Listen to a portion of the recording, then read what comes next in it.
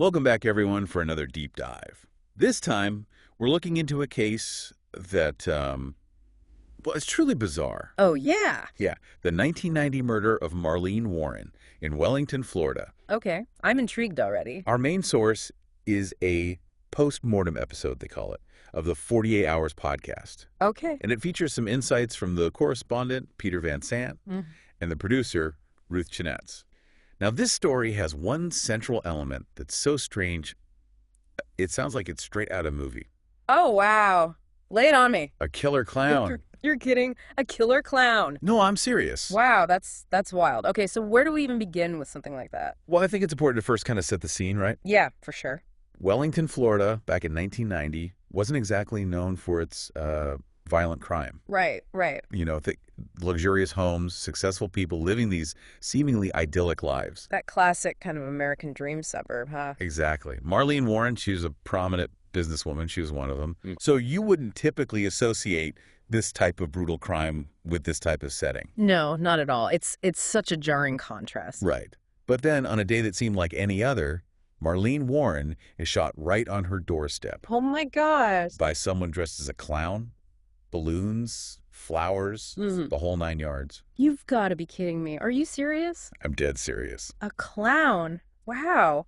That's almost surreal, like something out of a dark comedy or something. It is. Mm. But in this story, the punchline is a tragic murder. Yeah, no laughing matter there. Wow, that's heavy. To make things even more chilling, Marlene's son, Joe, he actually witnessed the murder. Oh gosh. Can you imagine that?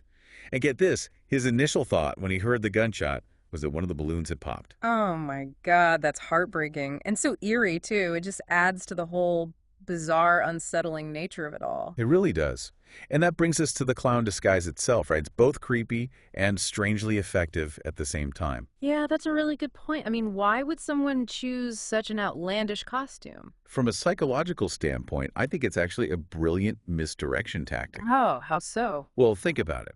The unexpectedness, the absurdity of a clown at a murder scene can throw witnesses off, make their accounts less reliable. People tend to fixate on the bizarre, maybe overlook crucial details. I see what you mean. The disguise becomes a distraction in itself. Right. Plus, and this is where it gets even weirder, Marlene herself actually loved clowns. She even had clown paintings from her childhood. Oh, wow. Are you serious? I know, right? It's like something out of a horror movie. It really is. I mean, it makes you wonder, did the killer know about this? Was it deliberate? Was it a way to taunt her?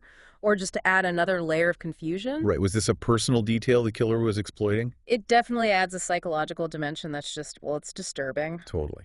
And then to make the mystery even deeper, just 3 hours after the murder, an anonymous tip comes in. Okay, what did it say? It points the police towards Michael Warren, Marlene's husband, and his mistress, Sheila Keene.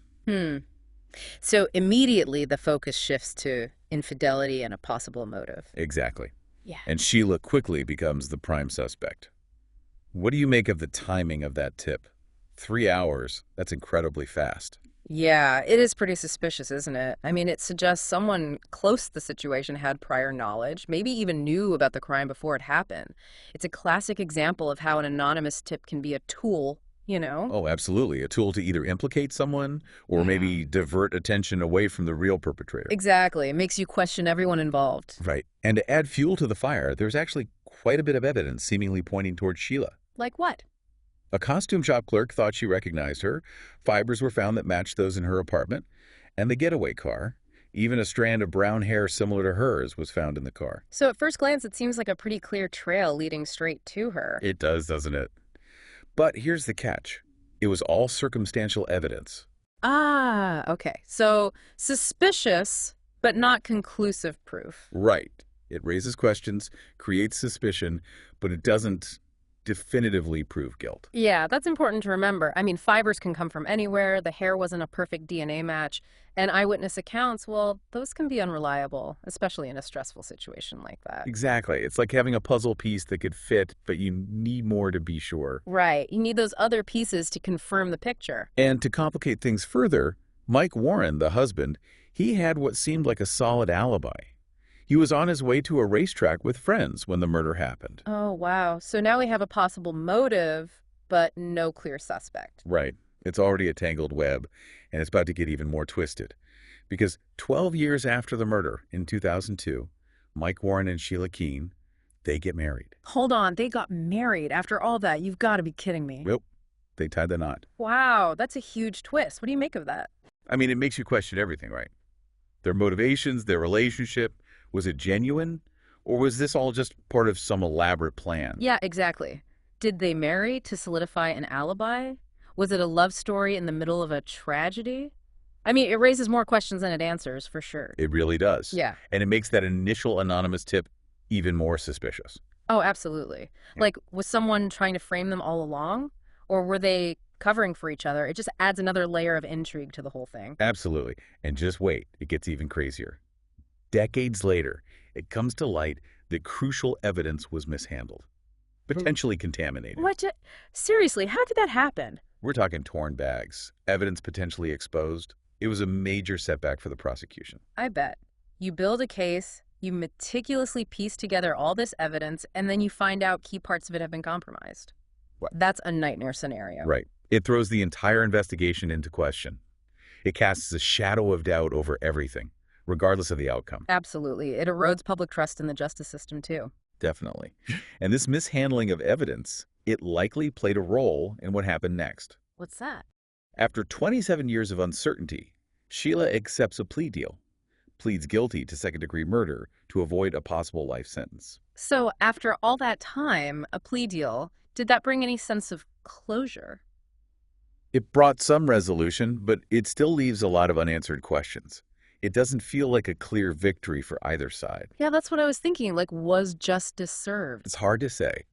Sheila maintains her innocence, Mike Warren stands by her, and the prosecution, well, they still believe they had the right person. So what happens next? Well, that's where things get even more interesting, because this case, it's far from over in terms of the questions it raises. So stay tuned, because in the next part of our deep dive, we're going to really dig into these lingering questions. I'm hooked already. Let's do it. All right, so let's pick up where we left off with that anonymous tip. It came in just 3 hours after the murder, specifically naming Sheila Keene. I mean, that's really fast. Targeted information like that, it's pretty unusual. Right.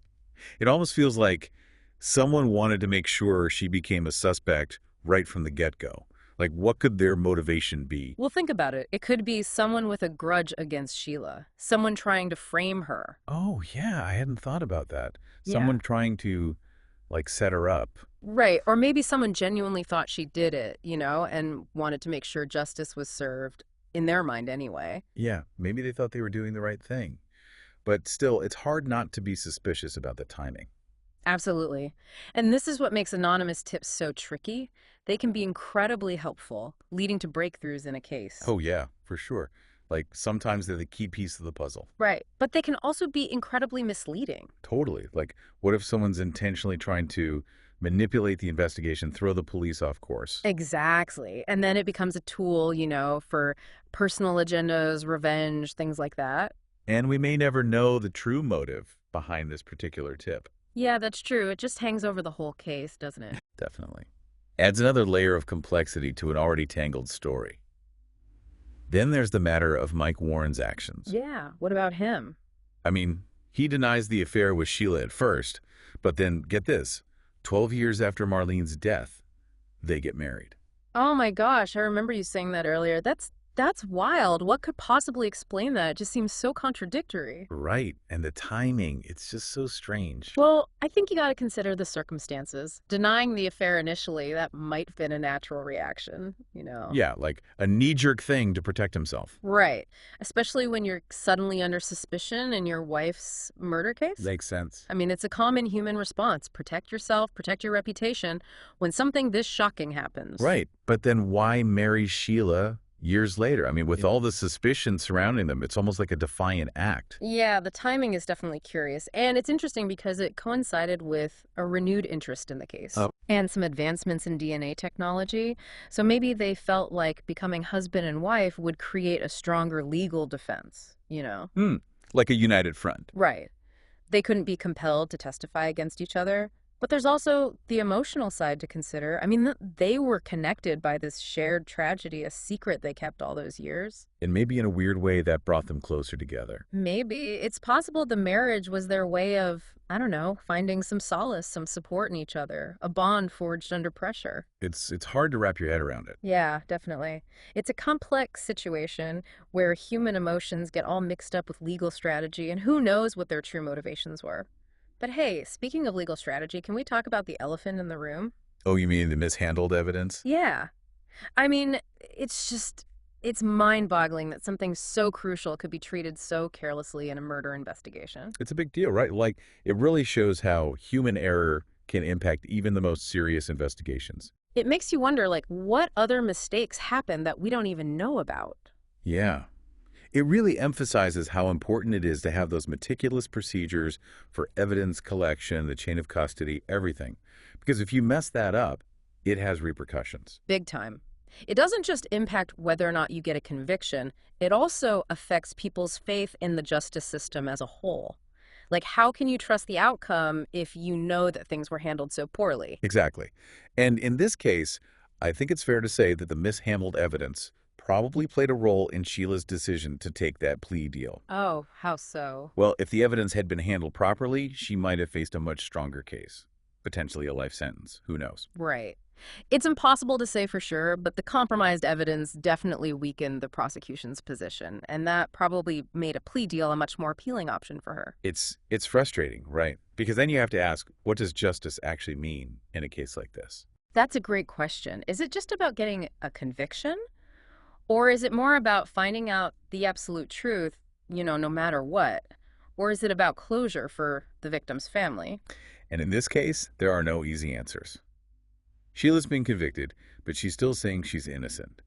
Mike Warren's a free man, but he's still under suspicion. And Joe, Marlene's son, well, he may never know what really happened. Yeah, that lack of resolution, it's got to be tough. It leaves a feeling of incompleteness, like justice wasn't fully served. Absolutely. It's a reminder that our legal system, for all its good intentions, is still a human system. It's prone to errors and biases, and sometimes the outcome doesn't feel right. It's not like in the movies where everything gets neatly tied up. Right. This case really highlights that. And on top of the legal aspects, there's the psychological impact this whole thing had on everyone involved. No, absolutely. I mean, imagine you're living in Wellington back then in this seemingly perfect community, and all of a sudden this brutal, bizarre murder happens. That's got to be a shock to the system. Yeah, totally. It shatters that sense of safety and normalcy. And it forces the community to face its vulnerabilities. Like, no place is truly immune to darkness. And then you have Joe, who witnessed his mother's murder in such a horrific way. That trauma has to run deep. I can't even imagine to see your mom, someone who represents safety and love, taken from you so violently, so senselessly, and at such a young age. It's just devastating. It's truly heartbreaking. And then to live with the uncertainty, the unanswered questions for all those years, the fight for justice, the constant searching for answers, it takes a toll. It's like a wound that never fully heals. Exactly. It can consume you, affect your relationships, change how you view the world. And then there's Sheila. No matter what actually happened, she has to live with this label, convicted murderer. That's a powerful label. It changes how people see you, how they treat you. It makes you question your own identity. Like, how do you define yourself when society has branded you with a label you may not agree with? And in Sheila's case, there's that extra layer, that doubt that lingers. Some people still believe she got away with it. And that has to create a huge amount of pressure, psychological stress. Absolutely. It's like living under a cloud of suspicion. This case really makes you think, doesn't it? About the limits of our justice system, the psychological scars that a crime like this leaves behind, and all those unanswered questions. Yeah, it's a powerful reminder that real life isn't a tidy crime drama. There aren't always satisfying resolutions, and the search for justice, well, it can be a long and winding road, often leading to more questions than answers. And that's what we're going to explore further as we delve deeper into the remaining mysteries of this case and the impact it's had on everyone touched by it.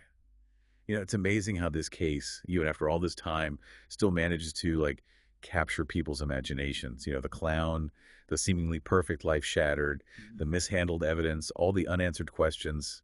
It's a potent combination for sure. I agree. It's got all the elements of a classic true crime story, but I think it goes even deeper than that.